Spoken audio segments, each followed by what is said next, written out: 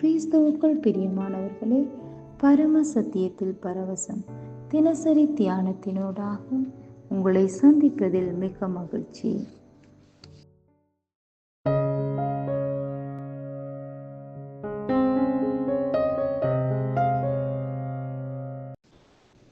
இன்றைய நாளுக்கான வேத பகுதி நமது குற்றமில்லாமையின் முறையான அறிக்கை. வசனம் ரோமர் 4:24-25. நம்முடைய கர்த்தராகிய இயேசுவை மரித்தோரிலிருந்து எழுப்பினவரை விசுவாசிக்கிற நமக்கும் அப்படியே எண்ணப்படும். அவர் நம்முடைய பாவங்களுக்காக ஒப்பு கொடுக்கப்பட்டும் நாம் நீதிமான்களாக்கப்படுவதற்காக எழுப்பப்பட்டும் இருக்கிறார். நாம் தேவனுடைய நீதி மற்றும் மத்தியஸ்தத்தின் சாட்சி என்று நமது முன்னைய அத்தியாயத்தில் கற்றுக்கொண்டோம். கிறிஸ்து இயேசுவுக்குள் தேவனுடைய நீதியாகுவதை அது விளக்குகிறது.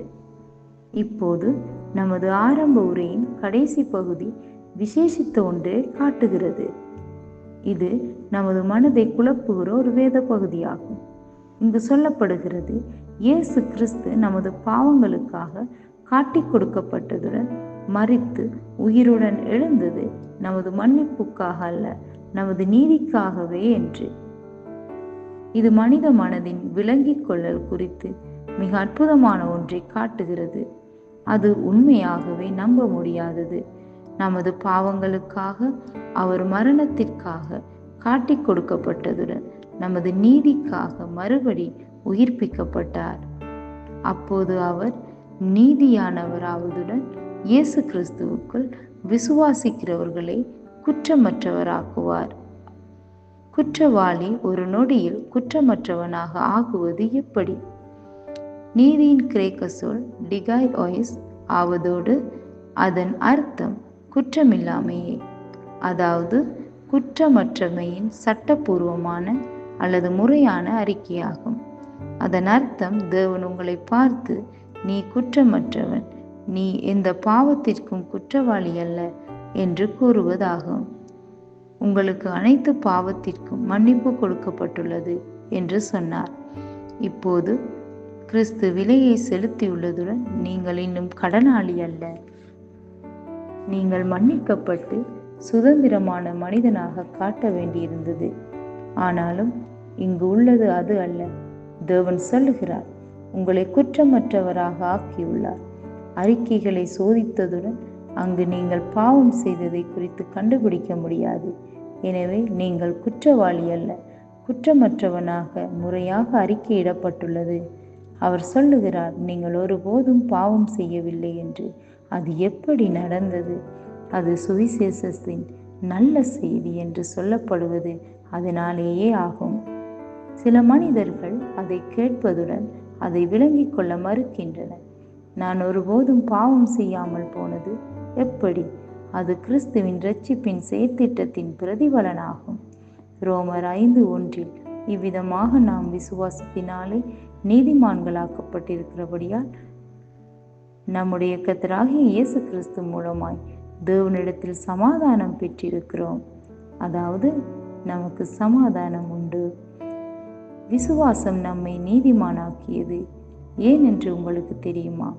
அது நீங்கள் மறுபடி பிறந்ததினாலும் நீங்கள் புது சிருஷ்டியானபடியினாலும். இப்படி இருக்க ஒருவன் கிறிஸ்துவுக்குள் இருந்தால் புது சிருஷ்டியாயிருக்கிறான். பழையவைகள் ஒளிந்து போயின, எல்லாம் புதிதாயின. புது சிருஷ்டி ஒருபோதும் பாவம் செய்யாததுடன் அவன் முன்பு ஒருபோதும் இல்லாத புதிய ஜீவி. தேவனுக்கு மகிமை உண்டாவதாக. ஜெபம்.